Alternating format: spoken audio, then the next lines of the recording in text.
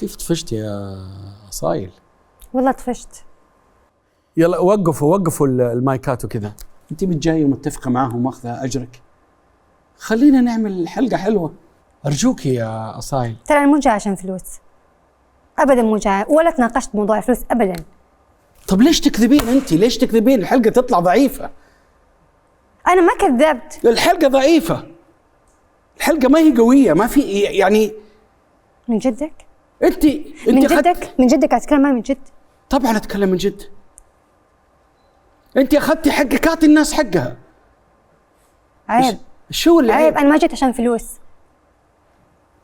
ما احنا واقفين عموما. بالله تعالي يا صاحبي دقيقه، بالله لو سمحتي، لو سمحت.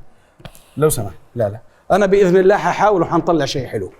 تفضلي تعالي نتكلم، دقيقه. احنا قلنا لهم يوقفوا. والله ماني عارف شو اسوي. تحبي تجلسي هنا اي مكان؟ تفضلي استريحي، اي مكان اللي يريحك.